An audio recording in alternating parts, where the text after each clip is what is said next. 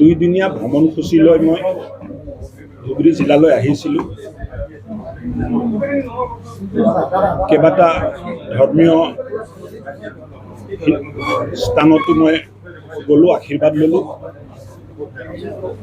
বৰ্ডাৰত এটা গাঁও আছে যিটো ফেঞ্চিঙৰ বাহিৰত আছে, তাতেও খবৰ ল'লোঁ। জ্যেষ্ঠ নাগৰিকসকলৰ লগতো কথা পতা গ'ল। আৰু জিলা বিজেপিয়ে খুব ধুনীয়া এটা মিটিং ৰাখিছিল, তাতো অংশগ্ৰহণ কৰিলোঁ। আজি ৰাতিপুৱা মেডিকেল কলেজত গ'লোঁ আৰু DC অফিচত প্ৰত্যেকটো বিভাগৰ আজি সমীক্ষা কৰা গ'ল।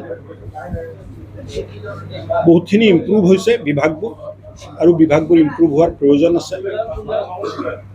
চৰকাৰী কৰ্মচাৰী ৰাইজমুখী হ'ব লাগিব, আৰু চৰকাৰে যিটো সংকল্প পত্ৰ দিছিলে এই সংকল্প পত্ৰ মতে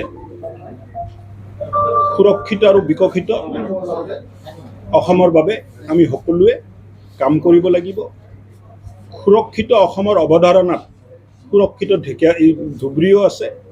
ধুবুৰী যেতিয়ালৈ সুৰক্ষিত নহয়, অসমখনো সুৰক্ষিত নহয়, এই চিন্তা মই প্ৰকাশ কৰিছোঁ। সুৰক্ষিত বিকশিত অসমৰ বাবে সুৰক্ষিত বিকশিত ধুবুৰী, এই চিন্তাৰে বিভাগবোৰে কাম কৰিব লাগে। আৰু অহা দিনবোৰত আপোনালোকে চাব বিভাগবোৰ এই চিন্তাৰে কাম কৰিব। ধুবুৰী জিলাত থকা মানুহখিনিকো মই ক'ব খুজিছোঁ, জলাশয় বনাঞ্চল বেদখল নকৰিব। যদি এইবিলাক বেদখল কৰে তেতিয়াহ'লে বেদখল মুক্ত কৰাৰ কাৰণে আমি কাম কৰিব লাগিব। জিলাত বহুতখিনি প্ৰয়োজন আছে। অহা দিনবোৰত লাহে লাহে এই বাঞ্ছনীয় কামবোৰ আমি কৰি যাম।